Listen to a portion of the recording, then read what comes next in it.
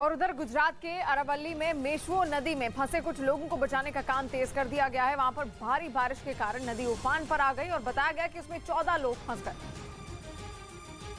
जिनकी जान पर बन आई, क्योंकि मेश्वो नदी में पानी लगातार बढ़ रहा था। ऐसे में नदी के बीचों बीच फंसे लोगों की जान पर भी खतरा मंडरा रहा था, बल्कि कम होने के बजाय वो लगातार बढ़ता जा रहा था।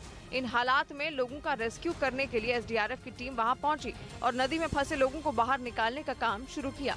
से रवाना होकर यहाँ टीडीओ साहब को हमने रिपोर्ट किया। एसडीआरएफ के कर्मचारियों ने एक बार में सब लोगों को बाहर नहीं निकाला, बल्कि उन्हें ग्रुप में बांट दिया ताकि उन्हें नदी के किनारे तक ले जाने में नाव का संतुलन न बिगड़े और धीरे धीरे लोगों को नदी से सुरक्षित बाहर निकाल लिया जाए। नदी में फंसे लोगों में बुजुर्ग भी शामिल दिखे, जिन्हें नदी किनारे तक बेहद सावधानी से लाया गया। और उधर गुजरात के कई इलाकों में आसमान से बरसे पानी ने लोगों की मुश्किलें इस कदर बढ़ा दी हैं कि उनका जीना दुश्वार हो गया है। वहां पर बारिश होने की वजह से जगह जगह पानी भर गया, जिसकी कुछ तस्वीरें सूरत से भी सामने आई, जहां सड़कों पर जबरदस्त पानी देखने को मिला। इतना कि लोग घुटनों तक भरे पानी से निकलने को मजबूर दिखे। बच्चों की तो कमर तक पानी दिखाई दिया।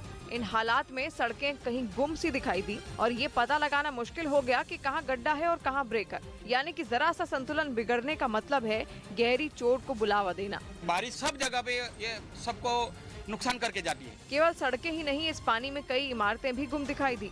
सड़क किनारे बसे लोगों के पास तो इन हालात में कुछ भी नहीं बचा। खबर है कि भारत में आतंकी घटनाओं को अंजाम देने के लिए पाकिस्तान एलओसी पर कई ड्रोन ऑपरेटिंग सेंटर चला रहा है। बताया गया कि पाकिस्तान ने पिछले 1 साल में ड्रोन के इस्तेमाल में तेजी लाई।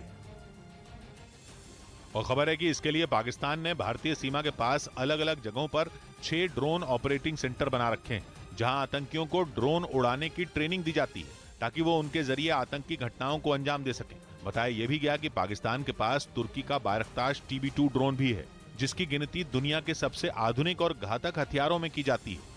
ये ड्रोन 24 घंटे तक आसमान में 27,000 फीट से ज्यादा की ऊंचाई पर उड़ सकता है। इसका निशाना तो सटीक है ही, ये एयर डिफेंस सिस्टम को भी चकमा देने में माहिर है। यानी पाकिस्तान ने ड्रोन के जरिए अपने मंसूबे को पूरा करने का प्लान बनाया है और इसीलिए वो आतंकियों को ड्रोन उड़ाने की ट्रेनिंग देने में जुटा है। और बताया तो ये भी गया कि पाकिस्तान इन ड्रोन की मदद से हथियारों के अलावा ड्रग्स की तस्करी भी कर रहा है। इसके लिए उसने बड़े पैमाने पर चीन से ड्रोन खरीदे हैं,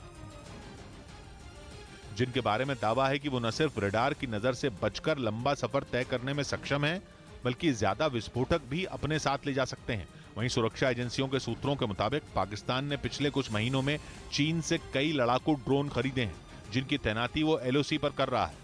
बताया गया कि इस बारे में IB और BSF ने केंद्र सरकार को एक रिपोर्ट भी सौंपी है, जिसके बाद सुरक्षा एजेंसियां अलर्ट पर हैं। हालांकि पाकिस्तान सीमा पर BSF पूरी मुस्तैदी के साथ जुटी है और कई बार उसने पाकिस्तान के इन ड्रोन को मार गिराया है। 15 अगस्त पर प्रधानमंत्री का भाषण YouTube पर छा गया। स्वतंत्रता दिवस के मौके पर प्रधानमंत्री मोदी के दिए भाषण को उनके YouTube चैनल पर काफी व्यूज मिले। गार्ड ऑफ ऑनर से जुड़े वीडियो को 2 करोड़ लोगों ने देखा, तो झंडा फहराने के वीडियो में 40 लाख से ज्यादा व्यूज आए। रिलायंस इंडस्ट्रीज के चेयरमैन मुकेश अंबानी और उनके परिवार को जान से मारने की धमकी देने के आरोपी को अदालत ने शनिवार तक पुलिस हिरासत में भेज दिया। आयरलैंड के